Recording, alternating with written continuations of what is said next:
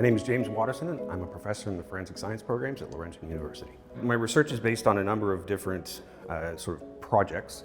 My main focus is on analyzing skeletal remains for drugs and drug metabolites, but we've also focused somewhat on forensic alcohol toxicology as well as analysis of dried blood spots, which is the microvolumes of blood that you get when you prick your finger and dab the blood on the surface of the specialized card.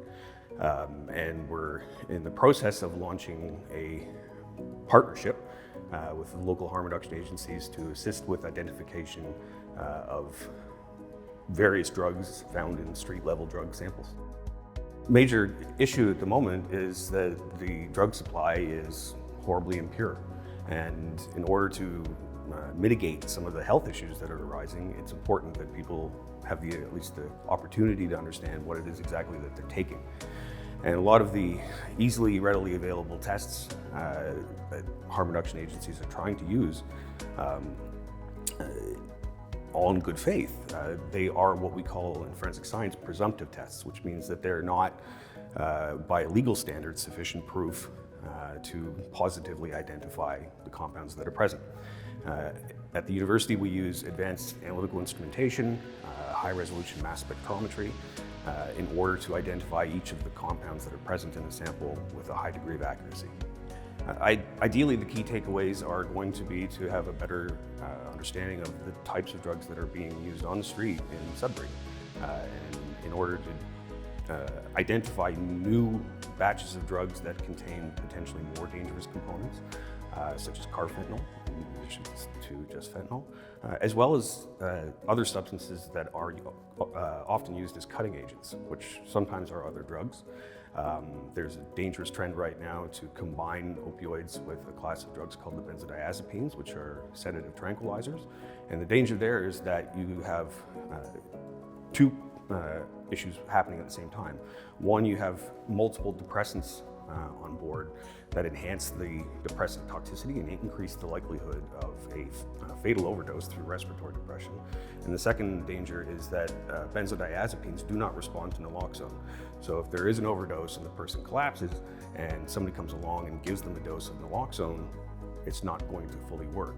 And so this issue has arisen, when I first heard about it, it was happening on the West Coast in BC, and now it's increasingly happening in Ontario. Well, I'm hoping that, in partnership with harm reduction agencies and law enforcement, that we can, make the argument for something like a safe injection site, because that's, when the community's armed with the data of what they're actually consuming, and it's virtually limitless. Like there's combinations of stimulants with opioids, there's combinations of sedatives with opioids, as I said before.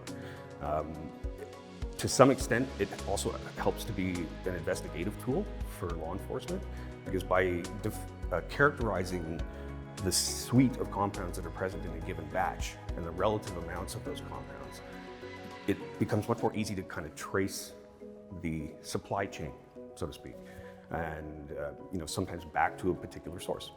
I was a forensic toxicologist at the Centre of Forensic Sciences in Toronto before I came to Sudbury to work for the university, and at that time, oxycodone was the major drug scourge that was going on. At the time, there was some provincial response to that by trying to interrupt the sales by not covering prescriptions for certain people. And many of the harm reduction groups responded quite vocally and said, this is not a good idea, because what that's going to do is encourage heroin use. And they were right. And then the problem with heroin is that heroin requires a natural source. So you actually have to farm the poppy to extract morphine, which is then converted to heroin. It's much easier from an enforcement side to block that whole production line, right? But the alternative to that is the synthetic compounds. And the synthetic compounds can be incredibly more potent. Carfentanil is the perfect example. And so, that is one of the reasons why we have these increasing death rates, because the composition of the drug supply is quite erratic and potentially dangerous with all the new synthetic substances. And these new synthetic substances are changing constantly. It's a simple change to the structure of the drug molecule, and all of a sudden, next thing, the properties are changed.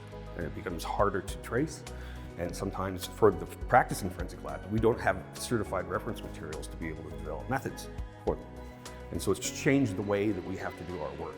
And a lot of these compounds, there's no pharmacological data on them for us to interpret, the degree of toxicity that should be expected from a given blood concentration, so to speak.